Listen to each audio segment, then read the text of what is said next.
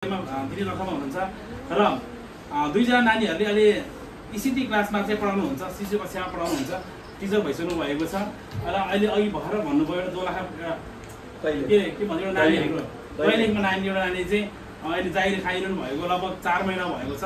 उहाँले चाहिँ Kathmandu KTC Kathmandu training सेन्टरबाट सोसल मोबाइलेसन पढ्नु भएको थियो। नानीले अहिले जब गरिरहनु भएको छ र हामीसँग अझै पनि केटीसीमा पढ्ने एउटा नानी हुनुहुन्छ र ग्रिनल्यान्ड पब्लिक बोर्डिङ स्कुलमा अहिले उच्च लेभलमा चाहिँ बायो साइन्स लिएर चाहिँ +2 पढ्दै हुनुहुन्छ एउटा बाबु हाम्रो संरक्षणमा पढिरहनु भएको छ र हाम्रो यी नजिकै चतुर्मुखी उच्च माध्यमिक विद्यालयमा चाहिँ दुईजना बाबुहरू चाहिँ अहिले पनि अरू त पढिरहनु भएको छ सिधी छात्रावासबाट र यहाँ रहनुभएका बाबु नानीहरू यो मजबाङ माध्यमिक विद्यालयमा 6 देखि 10 सम्म र कालिका आदर्श विद्यालय 1 देखि 5 सम्म गरेर हामीसँग टोटल तीनटा स्कुल गरेर उच्च माध्यमिक सहित र तलको साथी 4वटा स्कुल सहित हामीसँग चाहिँ टोटल 71 जना हामी स्टाफ सहित म र मेरो श्रीमती सहित 71 जना रहेको कुरा पनि अवगत गराउन चाहन्छु। छात्रावासमा चाहिँ हामीले चाहिँ दैनिकीको हिसाबले म थोरै भन्न गइरहेको छु, यो आवश्यक छ हाम्रो पत्रकार साथीहरूलाई पनि यो जानकारी गराउनुपर्छ।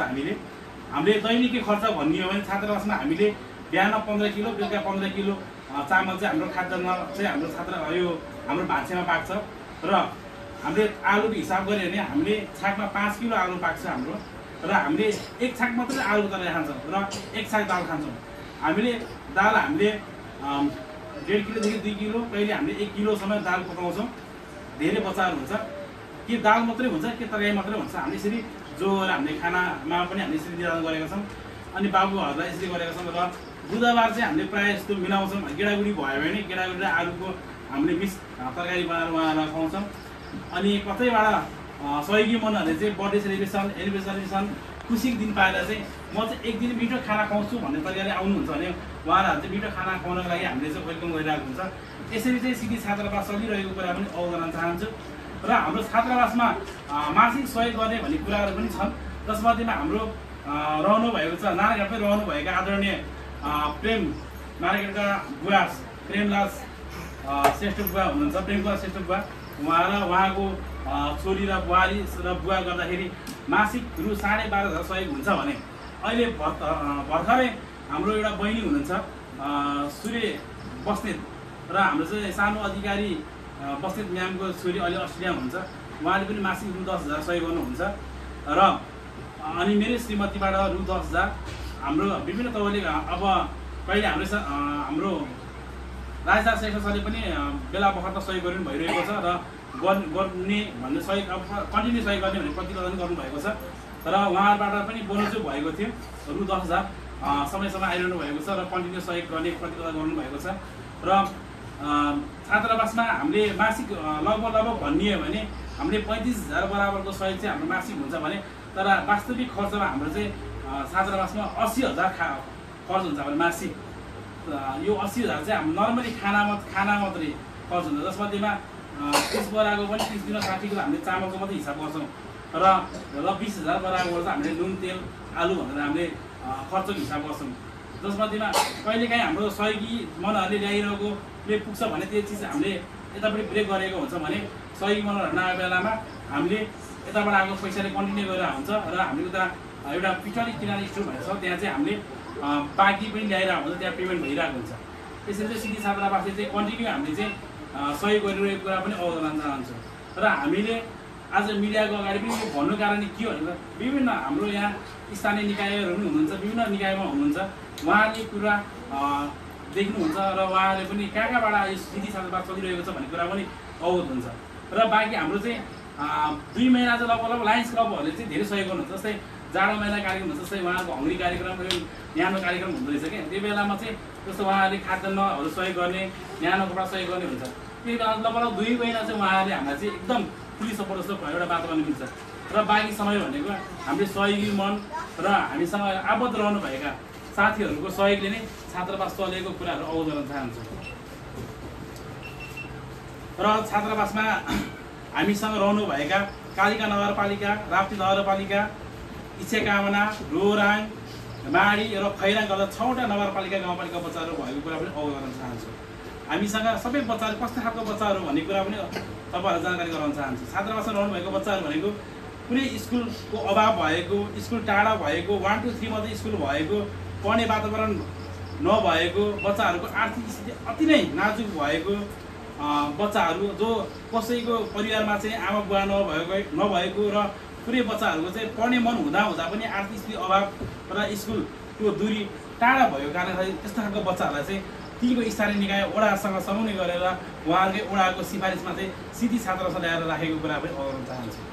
हामीसँग यहीँबाट पढेर उत्पादन भएको बच्चाहरूले जागिर खाएको पनि 3-4 जनाको कुराहरू पनि हजुरलाई जानकारी गराए। हामीसँग 2 जना बच्चाहरू पनि ओभरसियर पास गरेर बस्नुभएको बच्चाहरू पनि छन्, उहाँहरू जब बिन हुनुहुन्छ। हामीसँग लगभग 15 जना बच्चाहरूले चाहिँ +2 पास गरेर बसिरहनु भएको छ, उहाँहरू जब बिन हुनुहुन्छ। अहिले पनि उहाँहरूले घरमा बसिरहनु भएको कुराहरू पनि अवगत गर्न चाहन्छु। सिधी छात्रावासले एउटा उत्पादनको थलो बनाएको छ, तर त्यसले पूर्णता पाउन सकेको छैन। त्यो पूर्णता दिनको लागि तपाईँहरू चाहिँ मनकारी मन र सामाजिक सञ्जालमा त्यत्तिकै व्यापक हुन आवश्यक छ। अनि मात्र हाम्रो सिधी छात्रावासबाट उत्पादन भएको बच्चाहरूले कुनै न कुनै तरिकाले एउटा काम गरेर खान सक्छ। र हामीले एउटा प्रतिबद्धता नै गराएका छौँ, सिधी छात्रावासबाट उत्पादन भएको बच्चाहरूले एउटा राम्रो कन्टिन्यू जागिर खाने एउटा वातावरण तय भएपछि मासिक 1 बोरा चामल सहयोग गर्नुपर्छ भनेर हामीले प्रतिबद्धता नै गराएका छौँ। अब अहिलेसम्म त्यो कार्यक्रम हामीले चाहिँ पाएको छैन। नानीबाट चाहिँ बेला बेलामा उहाँहरूले चाहिँ खाना 1 दिने खाना सहयोग गर्नुभएको छ नानीले।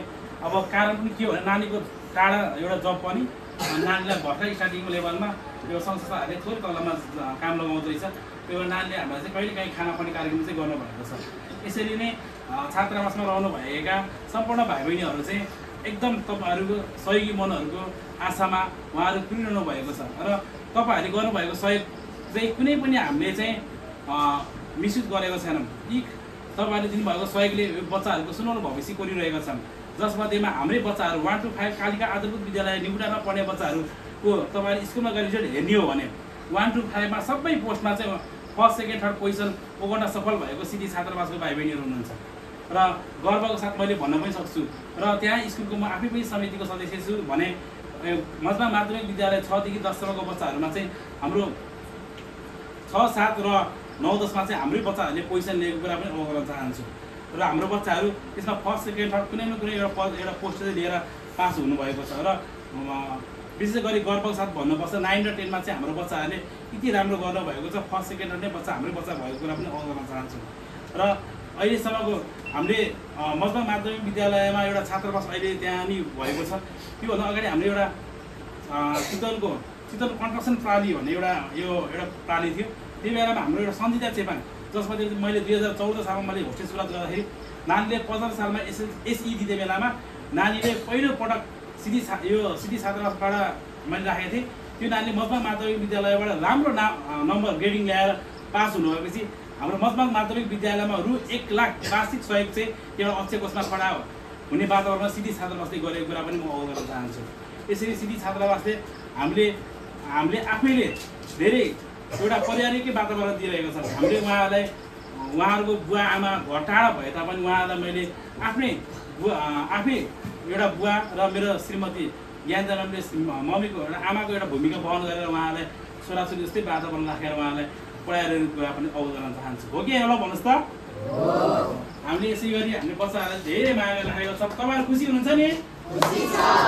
तपाईँहरूलाई हामीले कति माया गर्छ ल भन्नुहोस् त? तपाईँसँग हामी खाना खान्छ खाँदैनौँ? तपाईँसँग दाउरा टिप्न म जान्छ कि जाँदिन? यसै गरी हामी तरकारी रोप्छौँ कि रोप्दैनौँ? यसै गरी हामी चाहिँ बच्चाहरूलाई सबै चिजमा एक्टिभिटिज बनाएको छौँ। बच्चाहरूलाई खाना पाउने ग्रुपदेखि हामीले तरकारी लगाउने, उहाँहरूलाई पठन पाठन गर्न सिकाउने र जुनियर क्लासका भाइ बहिनीहरू हुन्छ 1 to 3 का बच्चाहरूलाई आफैले नुहाइधुवाइ गर्न नसक्ने बच्चाहरूलाई पनि हामीले यी भित्रको दाइ दिदीहरूले र म र मेरो म्याम मिलेर उहाँलाई नुहाइधुवाइ गर्नेदेखि लिएर हामी सबै कार्यक्रम गरिरहेका छौँ। हो कि होइन? तपाईँहरू सन्तुष्ट हुनुहुन्छ नि? अनि हाम्रा सहयोग गर्ने हाम्रो बुवा मम्मीहरूलाई जोरदार सम्मान गरिदिनु।